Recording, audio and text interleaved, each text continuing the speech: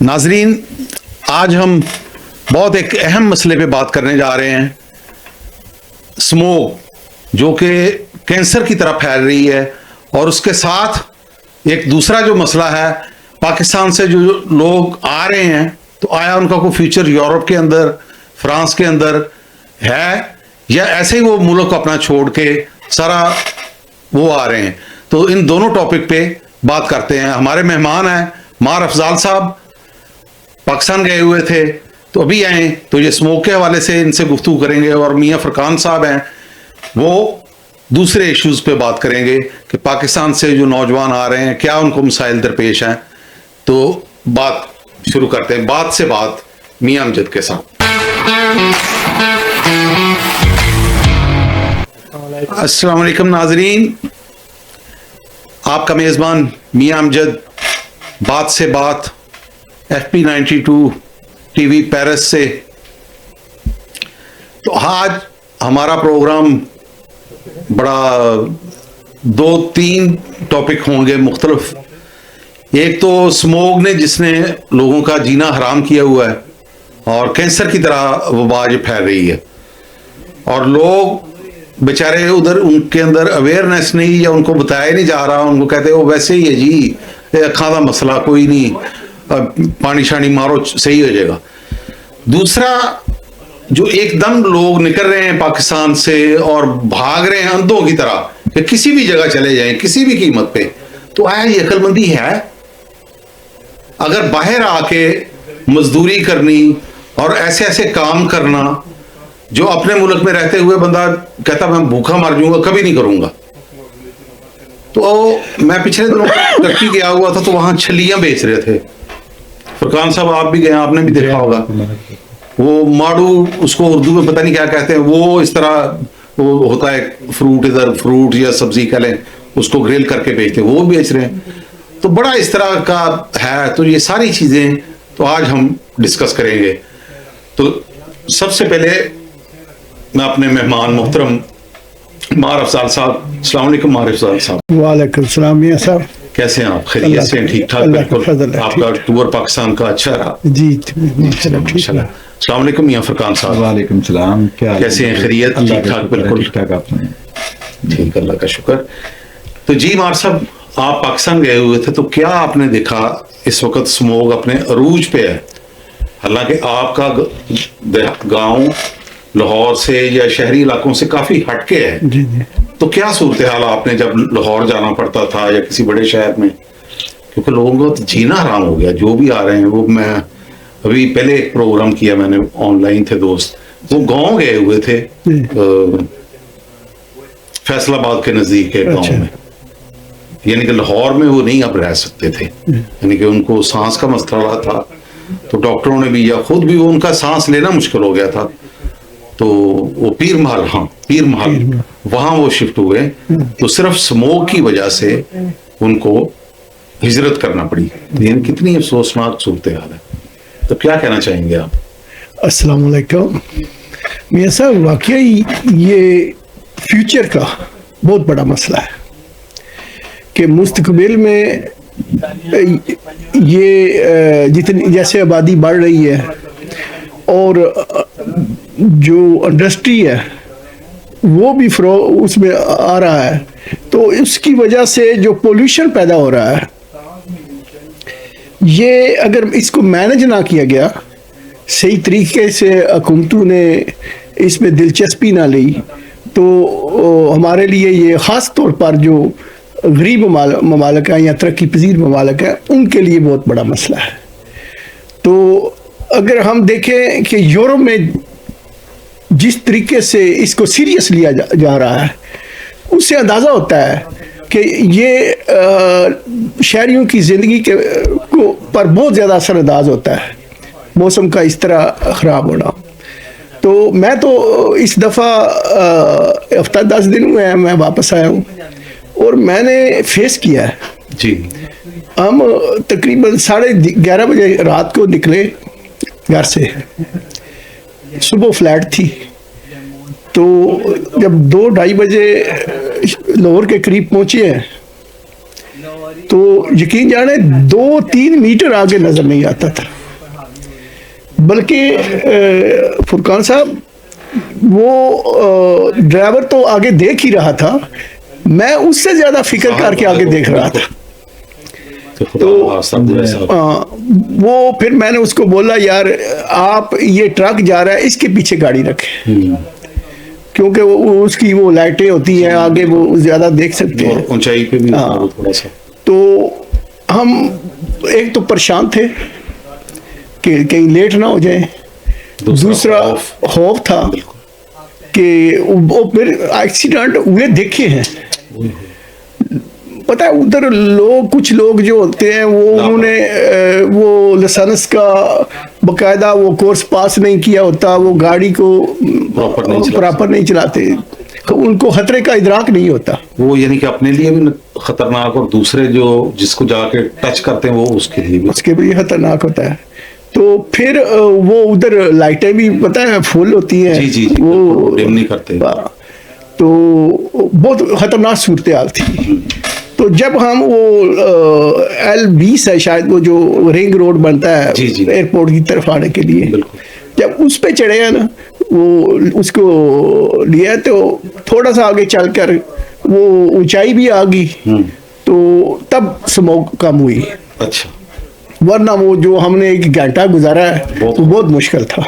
और अंदर आ रही थी गाड़ी के अंदर भी वो महसूस हो रहा था आपको जलन और इस तरह? वो शीशे वगैरह तो बंद थे, और वो होता तो है। अच्छा, महसूस हो रहा था। हाँ, गाड़ी बंद भी बेशक शीशे कर देते। हाँ, क्योंकि आप पाकिस्तान में वो फिल्टर भी तो मेरे ख्याल में इतना नहीं वो लगाते जैसे इधर।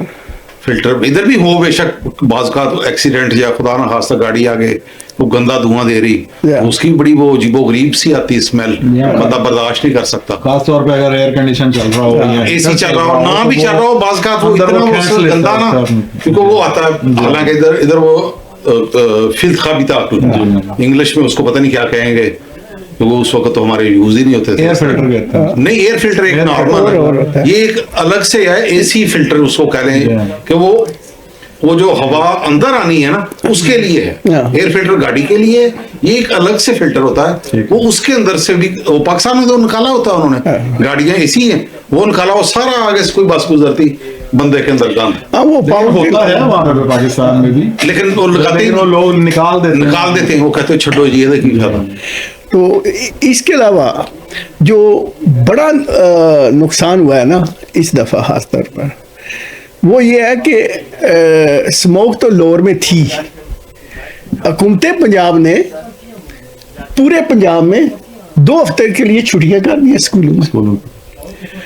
अब लाहौर में पोल्यूशन है, स्मोक है, लेकिन दूसरे पंजाब में बिल्कुल मौसम ठीक है। अच्छा, पूरे पंजाब में छुट्टियां? हाँ, पूरे पंजाब में उन्होंने पूरे पंजाब में छुट्टियां कर दी। अब बच्चों का नुकसान देखें, फिर वो जो एक सेट बना होता है लोगों का स्कूल जाने का, बच्चे लेने का, वो सब डिस्टर्ब हो गया है। तो ये भी हुकूमत, मेरे ख्याल में हुकूमत को देखना चाहिए कि इतने बड़े पैमाने पर बच्चों को छुट्टियां करा देनी सिर्फ इसलिए कि लाहौर में स्मोक है। लाहौर में तो नहीं, खैर आज मैं देख रहा था और रहीम यार खान तक चला गया, अब तो बढ़ गया। तो ये इंडिया की तरफ से, वो मरियम नवाज ने कहा कि इंडिया, वो इंडिया वाले फौरन हो हमारा नाम क्यों लिया? वो भाई तुम्हारा न्यू दिल्ली अरसा दराज से पोल्यूशन का नंबर 1 था, वो सारा गंद आप लोगों ने भेजा है, टायर आप जलाते हैं। यूनेस्को के अंदर मैंने बात की थी यही इस टॉपिक पे, वो ग्लेशियर, तो मैंने कहा सबसे ज्यादा नुकसान तो उधर से होता है, वो ऊपर है हम नीचे हैं, वो हवा आती, मैं खुद गया था, बीमार हो गया था, हॉस्पिटल तक। अच्छा। हाँ बिल्कुल, और अभी मुझे उसके असरात हैं, पोल्यूशन जो ये स्मोक के, वो बाल का फिर एक्टिव हो जाती है, खुसूसन गर्मियों में बहुत ज्यादा। इंडिया वालों की इंडस्ट्री भी तो ये देखें जी, वो टायर इधर से लेके जाते हैं, वो कहते हैं रिसाइकल करेंगे। वियतनाम में भी ये होता था, इवन चाइना में भी किसी जमाने में जो हुआ, चाइना में मैं जाता रहा हूँ, तो वहां पे उन्होंने बहुत कंट्रोल किया, वरना ग्वांजू जो हांगकांग वाली साइड है, वहां सांस लेना नामुमकिन होता था, बिल्कुल क्लियर कट। इसी तरह बीजिंग कैपिटल है जो, वहां भी पोल्यूशन इंतहा पे थी, लेकिन अब बिल्कुल उन्होंने जीरो कर दी। ऐसे ऐसे उन्होंने सिस्टम लगाए और इंडस्ट्री को उन्होंने किया, जैसे पंजाब के अंदर ये भट्टो को खत्म किया, बड़ा रोजाना शोर ये गरीबा मार तो फलाना। वो भाई तुसी सारी दुनिया मारन रहे जी, तुसी अपना सही करो, मुफ्त तो नहीं दे रहे इटा, लगाएं आप वो जो जिगजैग सिस्टम है। ये सहीवाल के नजदीक ही हमारे मेरी रिहायश है, उधर मैंने देखा वो प्लांट बड़ा जबरदस्त लगा हुआ है, बिजली प्रोड्यूस करता है, कोई वो पोल्यूशन नहीं, जीरो। वो जदीद टेक्नोलॉजी है, कोयले से चलता है। नहीं कर सकते हैं अगर हर चीज मुमकिन है, लेकिन पैसे लगाने पड़ते हैं। तो ये देख लें जी, कोप 21 इधर उस वक्त मियां नवाज शरीफ साहब प्राइम मिनिस्टर थे, पता नहीं साल तो मुझे याद नहीं, पेरिस में हुई थी एनवायरनमेंट पे। अच्छा। तो पाकिस्तान का था 1 पॉइंट कुछ पोल्यूशन में, यानी कि पाकिस्तान तो कुछ भी नहीं करता पोल्यूशन, पूरी दुनिया करती है। पाकिस्तान के ग्लेशियर पिघल रहे हैं और अब ये नया मर्ज आ गया स्मोक का, यानी कि एक धुआं पोल्यूशन प्लस वो ठंड की वजह से वो अलग शेप अख्तियार कर गया, तो वो तो सीधा सीधा कैंसर है। तो मेरे नजदीक जो है वो इंडिया उसका जिम्मेदार है। इनको गवर्नमेंट लेवल पे बात करनी चाहिए, इंडिया को साथ बिठाएं, खुद भी करें और बाकी ममालिक से भी गुजारिश है मेरी, खुदा के लिए ये रहम करें। यूरोप के अंदर वाकई बहुत ज्यादा एनवायरनमेंट पे काम हो रहा है, लेकिन गरीब ममालिक जिनके अंदर बहुत दुनिया की बड़ी आबादी है, चाइना उनके पास वसाइल थे, इंडिया और पाकिस्तान की हेल्प करें। मैं ये टीवी के वसातत से फ्रांस की हुकूमत से और यूरोपियन यूनियन से भी अपील करूंगा कि खुदारा वहां के इंसानों को बचाने के लिए अपना असर और रसूख इस्तेमाल करें आप। अच्छा, उसमें एक ये बात भी है कि ये हो क्यों रहा है और ये किस तरह, मतलब ये आई किधर से है। ठीक है, जैसे कि आपने कहा कि आप ये इंडिया से आई है, और दूसरा ये है कि हमारी अपनी गाड़ियां भी जो है वो बहुत ज़्यादा पोल्यूशन पैदा कर रही हैं। लेकिन उसकी एक बुनियादी वजह ये भी है कि पाकिस्तान के अंदर, ख़ासतौर पर लाहौर की मैं बात करता हूँ क्योंकि मैं खुद लाहौर से हूँ, इतनी की जो है वो कॉलोनियां बनना शुरू हो गई हैं कि उन्होंने दरख्तों को काटना शुरू कर दिया, जुल्म किया बहुत बड़ा। अब जब दरख्त कटना शुरू हो गए हैं तो फिर आपकी सारी बात है, वो कार्बन डाइऑक्साइड को वो ऑब्जर्व करते थे, ऑक्सीजन जो है वो पैदा करते थे, पोल्यूशन इतना ज्यादा होता नहीं था। अब पोल्यूशन की एक वजह यह भी है कि दरख्त जो है वो पाकिस्तान के अंदर या तो कट रहे हैं या फिर बहुत कम हो रहे हैं। तो गवर्नमेंट ने तो अपने लेवल पे जो करना है वो तो करना ही है, उसने वो करेगी या नहीं करेगी वो एक बात की बात है। लेकिन खास तौर पे एज अ पाकिस्तानी जो वहाँ पे लोग रह रहे हैं, उनको चाहिए कि कम से कम खुद भी जो है वो अपने घर के बाहर, अपने घर के जो है वो लॉन के अंदर कम से कम कोई दरख्त वगैरह लगाने का सिलसिला जो है वो शुरू करें। क्योंकि गवर्नमेंट के ऊपर बैठे रहेंगे तो वो तो बात की बात है, कब वो करेंगे। लेकिन हमें खुद जो है वो बारिश का पहला कतरा बनना चाहिए और खुद जो है वो हमें पहले भी अपने लेवल से शुरू करना चाहिए, ताकि हम खास तौर पे कम से कम अपने इर्द गिर्द के इलाके में जो है वो इससे जो है ये जो मुसीबत आई हुई है कम से कम इससे बच सकें। तो इसके लिए हमें लोगों को भी ओबलाइज करना चाहिए, उनको अवेयरनेस देनी चाहिए इस चीज़ की कि आप दरख्त लगाएं, ताकि इस सूरत हाल से किसी हद तक जो है वो निपटा जा सके। चिंची मोटरसाइकिल ये एक नया ही ट्रेंड बना हुआ है, वो फिर लोडर रक्षा, यार लोडर रक्षा क्या, उसके अंदर आप मोबाइल डाल रहे हैं, इंजन के अंदर मोबाइल जहर है, वो कैंसर फैला रहे हैं आप।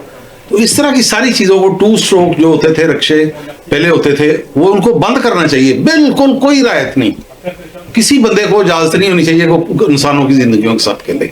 ये यानी कि ये कातलों को छोड़ा हुआ आपने, वो गुर्बत के नाम पे भाई क्यों, वो उनको गवर्नमेंट फिर दे। अगर इतनी तकलीफ है, गरीब है, तो उनको गवर्नमेंट फिर दे। लोगों को कत्ल करने का बहाना कोई रक्षे वाला या कोई आलूदगी फैलाने वाला गाड़ी वाला नहीं बनना चाहिए।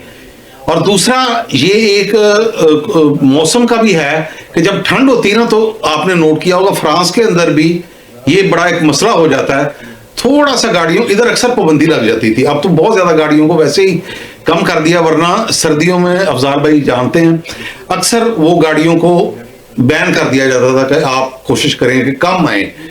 तो अब आने वाले सालों में प्लानिंग है कि ट्रेनों के किराए बिल्कुल बराए नाम होंगे। जी जी। तो कई ममालिक यूरोप के अंदर है, उन्होंने बिल्कुल फ्री किया हुआ है, वो इसीलिए कि ट्रांसपोर्ट कम से कम इस्तेमाल हो। और फैक्ट्रियां तो इधर बदकिस्मती के साथ वैसे ही यूरोप में खत्म हो गई हैं, और ज्यादा ये रोड्स के ऊपर ज्यादा है, फिर ब्रेकें लगती हैं, मोट्स उनका धुआं और सारा फिर सड़कों का जो है वो, उसकी वजह से पोल्यूशन काफी होती सर्दियों में। तो पाकिस्तान एक गर्म मुल्क है, तो एकदम जब सर्दी आती तो वो रिएक्ट करता है। फिर देखें ना, हमारे पास दुनिया की जो सबसे बड़ी फैक्ट्री है चाइना, और उसके बाद जो सबसे बड़ी फैक्ट्री है वो हिंदुस्तान है। अब ये दोनों ममालिक पोल्यूशन का सबसे बड़ा बायस बनते हैं। लेकिन चाइना ने तकरीबन कवर कर दिया, वो इतना प्रेशर था ना उन पे, वो मैंने देखा है, वो तकरीबन उन्होंने, लेकिन वो जो मसाए होते हुए हम उनसे वो असरअंदाज होते हैं। जी बिल्कुल ज़ाहिर है, बिल्कुल। तो ये तो एक पूरी दुनिया का मुश्तरका मसला है। जी जी बिल्कुल। इसमें हुकूमतों को चाहिए कि जो अमीर मुल्क हैं, हाँ बिल्कुल, उनसे बात करें। क्योंकि ये पूरा एक ग्लोबल विलेज जब हम कहते हैं तो पूरा वो यही नहीं कि बाकी सियासी तौर पे ग्लोबल विलेज, ये अच्छाई बुराई में भी ये सब ग्लोबल विलेज है। वो यानी कि फ्रांस का ही समझे आपके उधर पोल्यूशन फैल रही है, कि ऊपर जाके ना फ्रांस की सरहद है ना पाकिस्तान की, वो सब एक है। तो अगर पाकिस्तान के अंदर, इंडिया के अंदर माहौल अच्छा होगा तो पेरिस के अंदर भी आलूदगी आने के चांसेस कम है। और ऊपर जो सुराख हो गया था कोरोना की वजह से, कुछ दी जोन बंद हुई, वो भी बंद ही रहेगा। फिर ये इसके बारे में आप देख ले, यूक्रेन में जो न्यूक्लियर हादसा हुआ था जी आज से कुछ साल पहले, तो उसकी जो पार्टिक्यूल है वो फ्रांस तक आए थे। सर वो लोग बीमार हुए हैं, वो तो कशे किया गया ना मीडिया के जरिए, वो तो बाद में पता चला। ये तीगोईद का मसला, उर्दू में पता नहीं क्या उसको कहते हैं, ये गले की ना अंदर दूध होते हैं ना, उनमें वो एक बीमारी फैली है, और वो दवाई वगैरह यूज करनी पड़ती लाजमी सुबह के वक्त, यानी कि खाना खाने से पहले, वरना खुदा न खास्ता वो अगर वो टच कर दे तो बंदे की आवाज जा सकती है। वो अंदर जो कैल्शियम बनाता है सिस्टम, 4 अंदर छोटे छोटे हैं सेल, वो खत्म हो जाए तो कैल्शियम को अपसेट कर सकते हैं, बहुत ज्यादा बनेगा या बिल्कुल ही खत्म हो जाएगा, तो बड़ा यानी कि खतरनाक है। तो मियां साहब ये जो जापान के यहाँ आया, वो भी छुपाए गए इस तरह, हालांकि फ्रांस को टच किया उन्होंने। और ये सबसे ज्यादा असरअंदाज होता है सब्जियों पे, ये सलाद पे।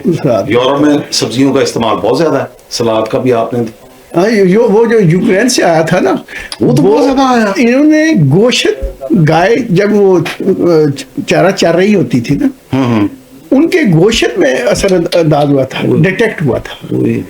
तो आप अंदाजा करें कि किस तरह दुनिया आज एक दूसरे से मुतासर होती है। ये पोल्यूशन है, इसी तरह ताबकारी है, फिर जो आजकल जंगें हो रही हैं, जंगें साहब बेड़ा गर्क कर रहे हैं, वो जो पोल्यूशन और वो इंसानियत का भी वैसे ही, वो जानवर बने हुए हैं, वो बच्चे देखते हैं वो कहते हैं ये क्या है, ताबकारी असरात, उससे ताबकारी असरात। फिर वो जब तस्वीरें जब देखते हैं मुख्तलिफ विजुअल, वो कहते हैं ये क्यों, ये इंसान नहीं है, ये इनको क्यों मार रहे हैं, ये फलां क्यों।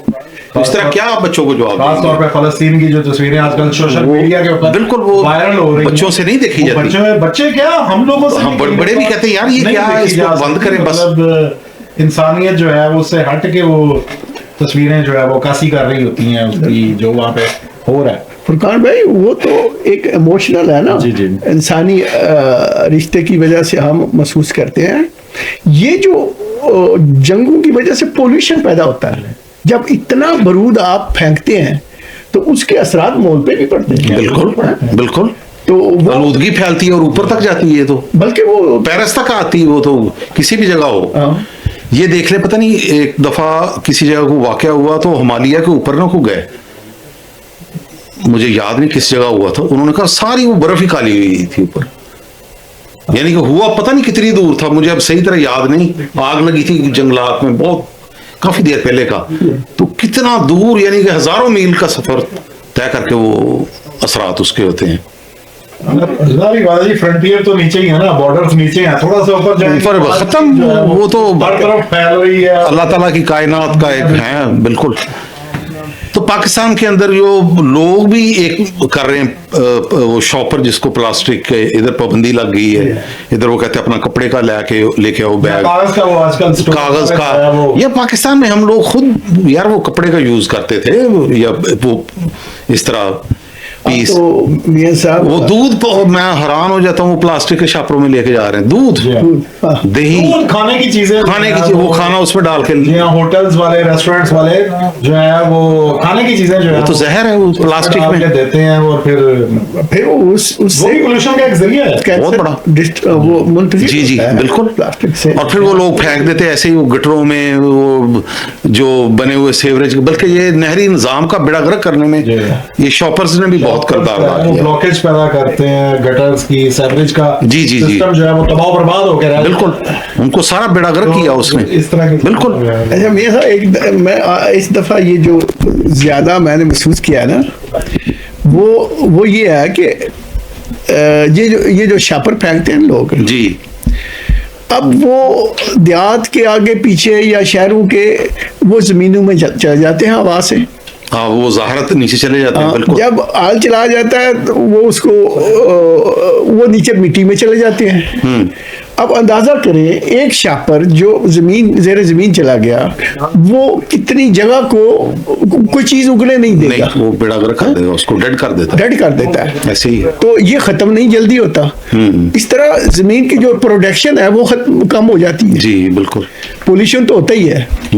तो मैं थोड़ी सी एक बात ऐड करूंगा कि हमारे यहाँ फ्रांस में और यूरोपियन माशरे में जी जी ये जो इश्तिहार लगाए जाते हैं सड़कों पे, इन पे बड़ा कंट्रोल है, बिल्कुल, और इसको विजुअल पोल्यूशन कहा जाता ऐसे ही है बिल्कुल, कि तुम देखते हो बहुत ज्यादा चीजें देखते हो, वो विजुअल पोल्यूशन, यानी कि आंखों को ये एक वो सुकून मिलना चाहिए, ज़हन को वो नहीं मिल रहा, आलूदगी है, ज़हनी आलूदगी, यानी कि उसको मैंने कि आपको अच्छे सीन नहीं नजर आ रहे। जी मैंने खुद अपनी दुकान पे ऐसे ही है तो वो जो हम नाम लिखते हैं ना, जी, जी, जी। कमर्स का दुकान का, वो उसको पमैश किया जाता है और कलर कौन उस पे से मीटर स्केयर निकाल कर जी उस पे टैक्स आता है, बिल्कुल वो म्युनिसिपल कमेटी लेती है।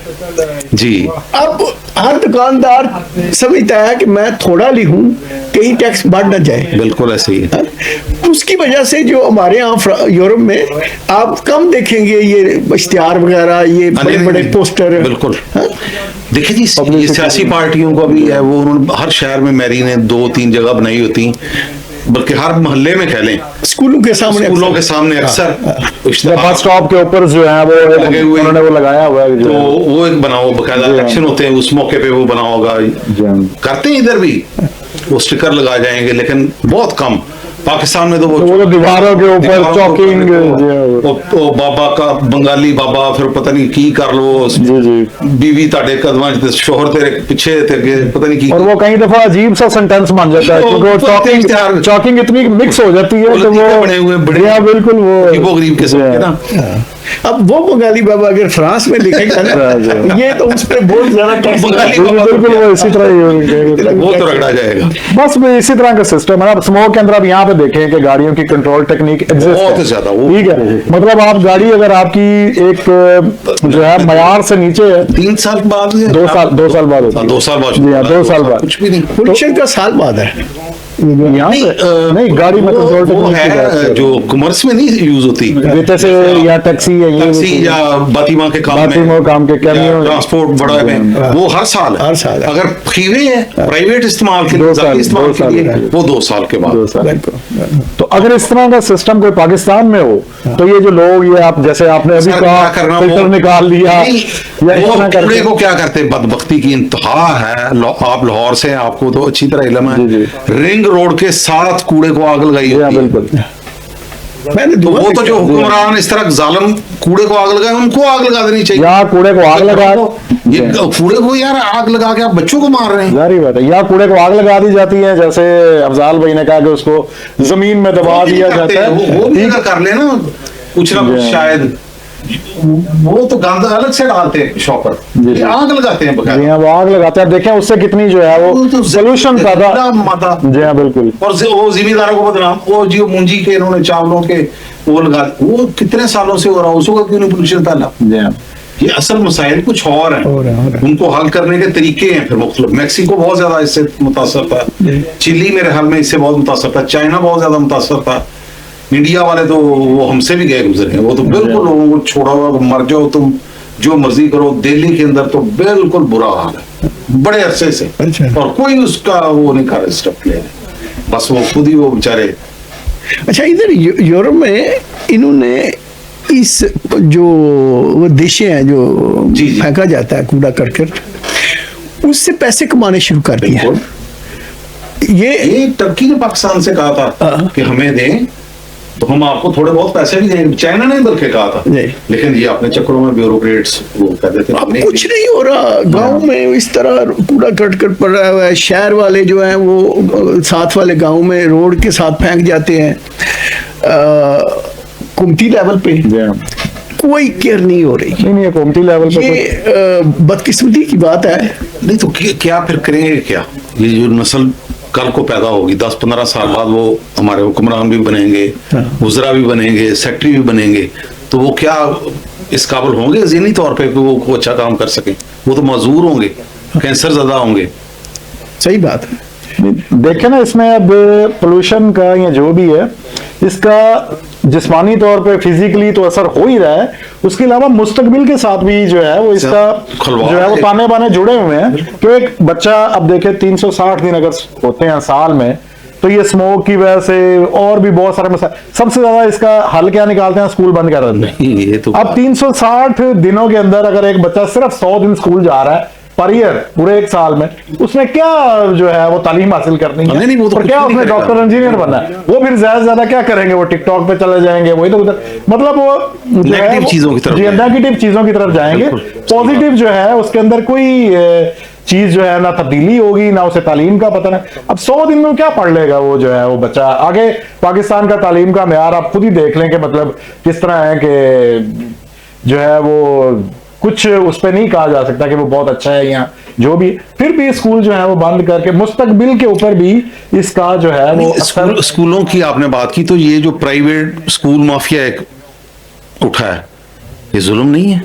देखें, प्राइवेट स्कूल माफिया तो प्राइवेट तो स्कूल यहाँ पे नहीं है, पूरे यूरोप में है, वो तो बहुत कम है और हैं, लेकिन वहां पे प्राइवेट स्कूल माफिया क्या अजीबोगरीब, और सिलेबस भी खुद वो सिलेक्ट कर, वो सिलेबस छोड़े वो यूनिफॉर्म भी खुद सिलेक्ट करते हैं।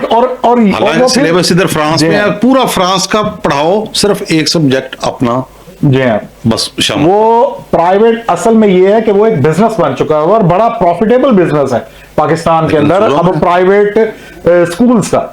और वो किताबें तो चले, सिलेबस छोड़े, वो यूनिफॉर्म, जूते, कपड़ों का रंग तक वो खुद सेलेक्ट करते हैं, और ये भी कहते हैं कि ये आप लोग हमसे लें। अच्छा, ठीक है, ताकि जो है वो उनका फीसों से भी वो कमाई कर सकें, और उसके अलावा वो अपने यूनिफॉर्म जो है या और मतलब चीज, दुकानें अपनी जो एक बना ली हैं उन्होंने, वो दुकानों से भी जो है वो प्रॉफिट जो है वो उसको अर्न कर सकें। तो इस तरह का मतलब प्राइवेट स्कूल्स और ये वो इस तरह की चीजें जो उन्होंने बिजनेस बना लिया है अपना, बिजनेस के ऊपर। ठीक कह रहे हैं। हमारे यहाँ वो एक बहुत बड़ा स्कूल है, प्राइवेट है, पहले गवर्नमेंट का हुआ था, फिर उन्होंने प्राइवेट कर दिया। अब उन्होंने पंजाब गवर्नमेंट से 40 स्कूल खरीदे, कॉन्टैक्ट किया, जुल्म है ये तो। और मसला ये सर, ये प्राइवेट स्कूलों का नहीं है, मसला है नेशनल है। अब क्योंकि ये वर्ल्ड बैंक से कर्जे लेते हैं, ये वर्ल्ड बैंक डिक्टेट कर रहा है इनको कि तलीम को प्राइवेट करो। ज़ाहिर को ले ही नहीं सकेगा, जाहल कौम अब तलीम को आप प्राइवेट करेंगे तो वहाँ वो हर मसलक के लोग अपने अपने स्कूल बनाकर मसलक की तबलीग, वो तसव्वुफ फैलेगा, फिर जो वहदत है कौम की वो मुतासर होगी ना। बिल्कुल। तो ये पाकिस्तान के खिलाफ ना सिर्फ एक मसला है, माशी मसला है या इकोनॉमिक मसला है, बल्कि ये साजिश है। मैं कहूँगा कि यूरोप में इन्होंने तालीम जो है उसको रीढ़ की हड्डी माशरे की बना रखा है। आप देखिए बहुत बड़ा बजट एजुकेशन पे होता है, और हमारे यहाँ मजाक। वो दिलचस्पी नहीं है उनमें, है? तो और फिर जिस किधर तरह जाएंगे फिर? जिस तरह फिर जैसे उन्होंने बात की है अफजल भाई ने, तो जब फिर वो ये लोग फंडिंग करते हैं तो फिर वो चाहते हैं कि सिलेबस भी उनकी अपनी मर्जी का ज़ाहिर है, हो। फिर उसके अंदर अब बदकिस्मती से, मैं भी पाकिस्तान में पढ़ा हूं, वो जो तारीख हमें पढ़ाई जा रही है स्कूलों के अंदर, असल तारीख से उसका दूर दूर तक कोई ताल्लुक वास्ता नहीं है। नहीं। जो हमें बताया जा रहा है, सिखाया जा रहा है कि भाई ये ऐसे हुआ था, वैसे हुआ था, असल लाइफ के अंदर अगर हम लोग रिसर्च करते हैं तो उसका कोई ताल्लुक नहीं। और ये उस वक्त की बात है, आज से 15-20 साल पहले जब हम लोग स्कूल जाया करते थे। तो अब तो है उन्होंने और बहुत सारी चीजें जो है वो सिलेबस के अंदर से निकाल के और जो है दूसरी चीजें सिलेबस के अंदर डाल दी हैं, ऐड कर दी ये हैं। मैं कल पढ़ रहा था, हमारे टीवी ने खबर ये चलाई है, सिंध के अंदर वो ट्रांसजेंडर के ऊपर ना एजुकेशन, वो जी हाँ, वो मैंने भी पढ़ी है खबर, वो नजर से गुजरी है मेरी। क्या, ये नहीं कि पता नहीं कहाँ रखेंगे। ये इस तरह के जो मामलात है ना, ये जब वो पैकेज लिया जाता है ना कर्जे का, जी हाँ, आप हैरान होंगे। वो सिराजुल हक साहब ने एक दफा इस पे जिक्र किया था कि वर्ल्ड बैंक की वो कोई बाहर के लोग थे, तो उसने कहा कि आप इसके खिलाफ क्यों बात करते हैं। यानी ये पैकेज में आता है बिल्कुल कि आपने ठीक है पैसे लेने हैं, लेकिन ये काम करना है। अब वो लोग अच्छी तरह जानते हैं कि किस तरह माशरों को, सोसाइटी को वो तब्दील कर सकते हैं, कंट्रोल कर सकते हैं। तो बदकिस्मती है कि हमारे जो तालीम के अदारे हैं या जो करता धरते हैं मुल्क के, ये तो उनको इसके बारे में फिक्र करनी चाहिए ना। बिल्कुल।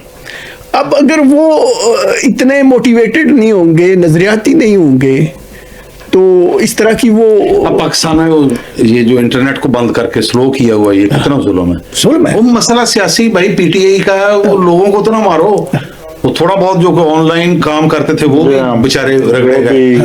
पीटीआई के साथ सियासी तौर पे मुकाबला करें आप लोगों ने सिखाए ना 25,000, बिल्कुल। वो पता नहीं क्या उसको कहते थे, 5वीं अबलागी जंग और पता नहीं क्या क्या, अब अपने गले पड़े हैं तो भुगते हैं, लेकिन लोगों को तो जलील ना करें। तो लोग बेचारे ऑनलाइन काम करते, वो नहीं अब कर सकते, तो क्या ये बस वही है। थोड़ा बहुत को बिजनेस था पाकिस्तान में ऑनलाइन, या वैसे को ऐप वगैरह डेवलप करते थे, बाहर भेजते थे नौजवान, तो वो इंडिया सारा बिजनेस ले गया, पहले भी उनके पास ज्यादा है। पाकिस्तान को तो चाहिए ये आर्टिफिशियल इंटेलिजेंस को करे, ये हाफिज नईम साहब ने वो शुरू किया हुआ है, जैसे इंटरनेट के जरिए सारा घर बैठ के बच्चियां, तो पाकिस्तान के अंदर खवातीन बाहर मुनासिब नहीं समझती, तो उनके लिए एक अच्छा रोजगार घर में बैठ के वो कर सके अपना। तो इस तरह की एजुकेशन दें, वो एजुकेशन देने के बजाय उनका इंटरनेट ही बंद करो, ना इंटरनेट होगी तो ना इन्हों का काम चले। बस वो मिसाल है ना कि पानी जो है वो नीवे पास से नहीं, जाता है, तो ये ज्यादती, जो कुछ भी होता है वो कसूर जो है वो भुगतना पड़ता है अवाम को। अवाम के साथ इंटरनेट बंद कर दिया, स्कूल बंद कर दिया, बंद कर दें, तो वो बात मुल्क बंद ही है, मुल्क वैसे ही बंद कर दें उसको, क्यों बस खत्म। जी हाँ, क्यों वहां पे लोग, मैं पिछले दिनों एक वो फेसबुक पे या पता नहीं याद नहीं है मैं किधर देख रहा था कि लोग कह रहे हैं यार इंडिया का भी वीजा लभदा है ना तो निकल जाओ। ठीक है, मतलब इस तरह का माहौल जो है वहां पे वो क्रिएट कर दिया गया है कि नौजवान नस्ल को पाकिस्तान के साथ दिलचस्पी रही कोई नहीं है।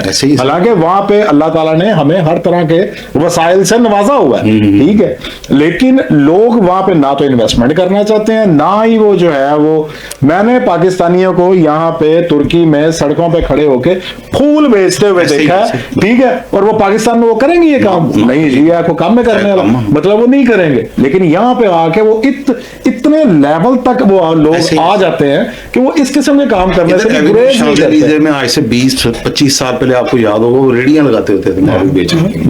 नहीं, वो अभी भी है तुर्की में, बड़ा बदनाम नहीं, वो बड़ा यानी कि गैर कानूनी तौर पे पुलिस ने आना, वो भाग रहे हैं, वो आधा ऊपर, और वो रेडियां भी वो जो ये कैप्टोर की लिटलेयर की वो वहां से उन्होंने चुराई होती थी या ली होती थी, क्या किया होता था उसके ऊपर वो जो है वो कर रहे होते थे। तो मतलब इस लेवल के ऊपर आ जाते हैं किसी भी मुल्क के अंदर जाके। असल में फुरकान भाई बात कर रहे हैं, मियां साहब जो रोजगार है ना, आप अंदाजा करें कि फ्रांस में अगर कोई जुर्म करता है ना और वो काम कर रहा है, उसको वो बंद जेल नहीं देते बिल्कुल कि एक तो इसका रोजगार चला जाएगा, फिर ये और डाउन हो जाएगा, यानी ज़हनी तौर पे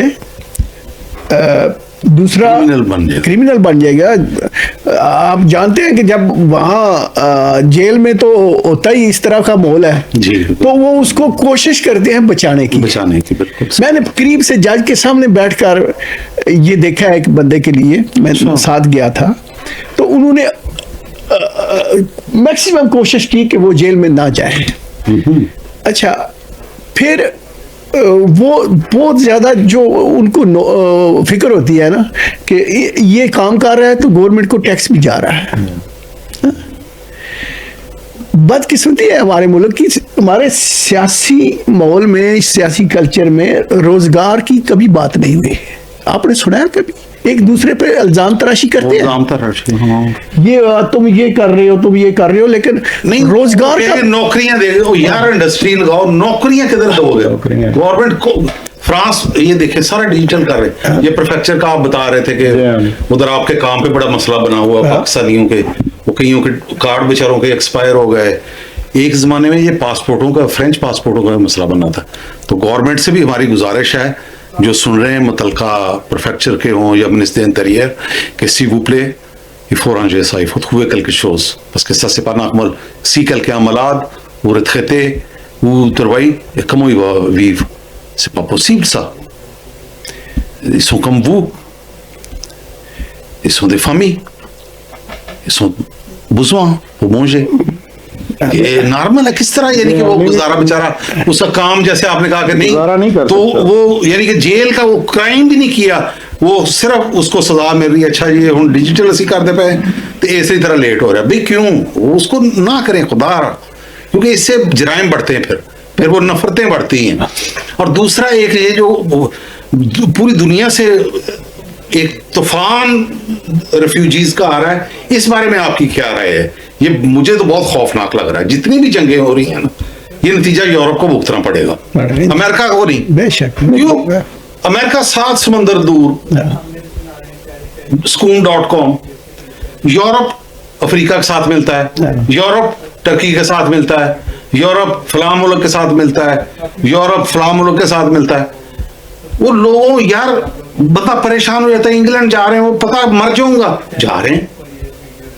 मैं एक दफा मराकश गया, तांजे शहर उनका, जिधर से तारक बिन ज़ियाद, वो समुद्री इलाका है ज्यादा, और वो ट्राला आया, ट्राले के नीचे इतनी तेजी से वो लड़के ने ना नीचे घुस गया, चला गया। तो बंदा वो कहता, मैंने कहा पागल है, मर जाएगा मर जाएगा। वो कहता है ये इस तरह इसने स्पेन चले जाना। मैंने कहा अच्छा क्या, क्यों? वो कहता है ये अंदर गया और बाद में इसकी इमिग्रेशन नहीं होगी, ये ट्राला अंदर चला जाएगा फेरी के अंदर, और जब स्पेन जाएगा उधर जाके ये पॉलिटिकल स्टे ले लेगा। फिर उधर एक बंदे ने मुझे बताया, कहता मेरा भतीजा मोबाइल लेके गया, कहता वो 10 किलोमीटर आगे तक उसकी वो लहरें आ रही थी जो फोन की, वो समुद्र में डूब गया।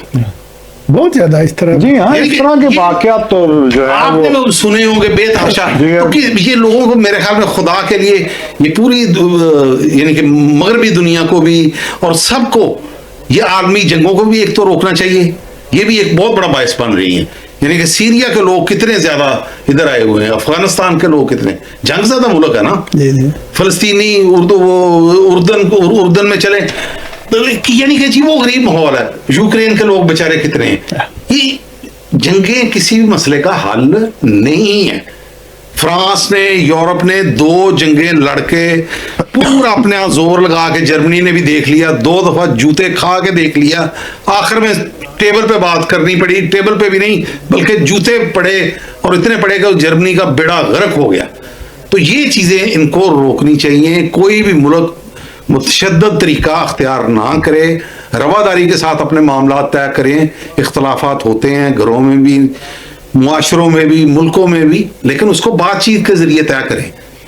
ये अब वो दौर नहीं है कि डंडे के साथ सबको इस तरह करेंगे, आप करेंगे वो नफरत फैलेगी, जंगें फैलेंगी, और वो आलमी जंग का खतरा भी बन सकती हैं।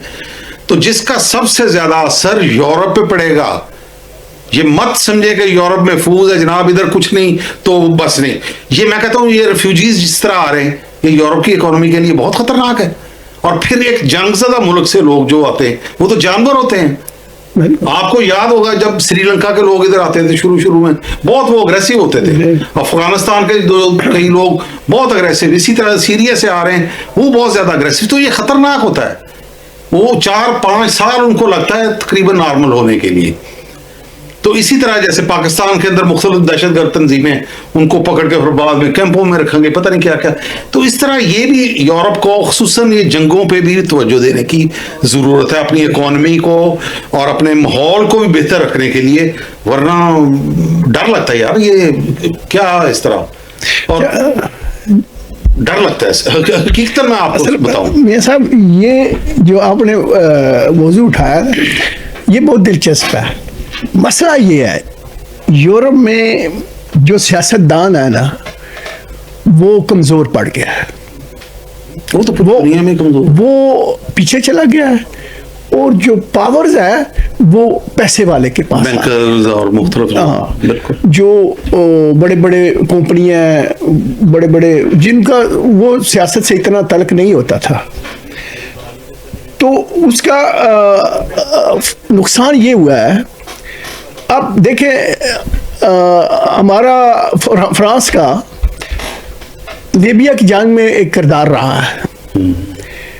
उसके असरात ये हुए हैं कि लीबिया एक इख्तियार का एक मुल्क ऑटोरिटेर रजीम थी। बिल्कुल बिल्कुल, अब वो बिल्कुल ही खाना जंगी उधर। उसने पीछे उसके अफ्रीका उस सबको रोका हुआ था। नहीं, वो सारे इधर वो लेके अब उधर से आते लोग, अब परेशान हो जाते अब जब आपने वो तबाह कर दिया सिस्टम, उनका वो शराजा बिखर गया मुल्क का, सोसाइटी खत्म हो गई, पुलिस गई, पुलिस फौज ना रही, अदालतें ना रही, तो वो माली सेनेगाल से लेकर ये जो साल है लीबिया का समुद्र का, वहां तक वो एक ही मुल्क नजर आता है जी।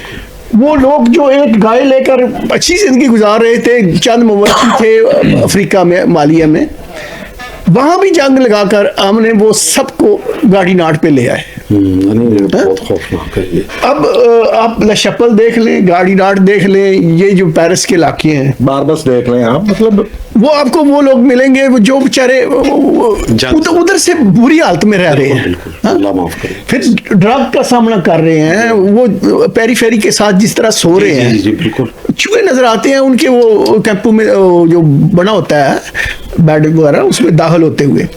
तो ये अलमनाक सिचुएशन है। इसी तरह जो शाम की जंग थी उसने भी रिफ्यूजी को इधर लाया है। तो बदकिस्मती से ये आलमी मसला है जी। बस अल्लाह ताला करम करे जी। तो नाजरीन, ये था आज हमारा प्रोग्राम। मुख्तलिफ मौज़ूआत पे जो हमने पहले से डिसाइड नहीं भी किए थे उन पे भी डिस्कस किया, खुसूसन ये जंगों के हवाले से भी, बाकी चीज़ें भी। तो बस दुआ किया करें आप कि अल्लाह ताला पूरी दुनिया के अंदर खैर, अमन, मोहब्बत और प्यार की फ़ज़ा कायम हो और नफ़रतें कम हो और जंगों और बारूद की बदबू से दुनिया पाक हो, आलूदगी से पाक हो और पुरअमन माहौल आने वाली नस्लों के लिए, उनकी नस्लें सब एक प्यार और मोहब्बत के माहौल में रह सकें। तो ये था आज का प्रोग्राम। अब अपने मेज़बान मियां अमजद को इजाज़त दें। तो इजाज़त से पहले मेहमानों का बहुत बहुत शुक्रिया। अफज़ल भाई आपका बहुत शुक्रिया, मियां साहब आपका भी बहुत शुक्रिया। तो अब अपने मेज़बान मियां अमजद को इजाज़त दें। इंशाल्लाह बहुत जल्द बात से बात विद मियां अमजद के साथ इंशाल्लाह फिर कई नई किस्त में, किसी नई एपिसोड में आपसे मुलाकात होगी, नए टॉपिक के साथ, नए दोस्तों के साथ। तब तक के लिए अल्लाह हाफिज।